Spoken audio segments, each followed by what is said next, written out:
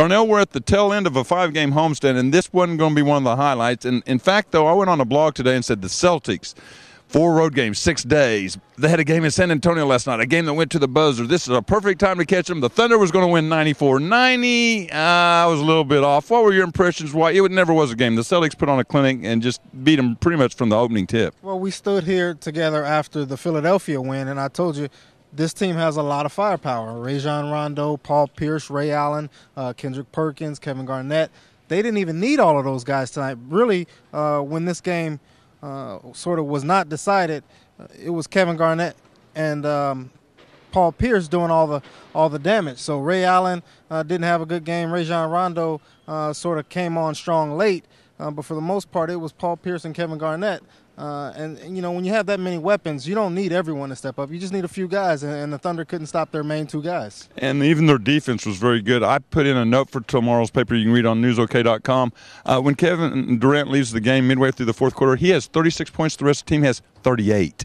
I mean, they had 74 points. He had half of them at that point. They did a good job of taking weapons away, and even Paul Pierce did a good job on Durant in the third quarter when the game got out of hand. Their defense, when they want to ratchet up, is really good. Yeah, I mean, they're the best defensive team in the league. They're outscoring opponents. They lead the league in point differential coming into tonight's game at 9.1 per game. So you knew that this could have gotten ugly early, and that's certainly what happened. Thabo Sefolosha was held scoreless. He's not, the scorer for this team, but he was scoreless on 0 for 3 shooting. Russell Westbrook had problems with turnovers. They don't shoot well from 3 again. Right, 3 of 17 from 3. Nenad Kirstic he wasn't out there to help them tonight. So you're filling in Kirstic with Nick Collison, who was more of a rebounder and defensive player. So you lose some offense, and that doesn't help. Overall, when you're playing a good defensive team like that, you're down a few weapons, and then they take out the rest of the weapons. It's going to be a long night. Well, let's go 2 quick ones here. You were at the Thunder locker room for one of the changes. I went to the Celtics locker room. You tell me the mood of the Thunder locker room, then I'll recap the Celtics. Well, the good news is this Thunder team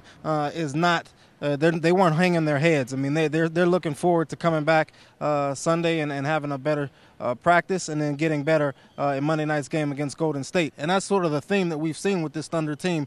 They're used to bouncing back after disappointing losses, and I expect them to be able to do so at Golden State. The key to that game is going to be whether or not they can play the way they want to play instead of the way Golden State wants them to play, fast-paced, up and down. If it turns into a shootout, who knows what can happen. But if they play defense like they've been doing in these first 19 games, then they could win that game and end this home stretch on a good note. And the quick version of the Celtics locker room was, by the way, they're 9-1 on the road this year, league best.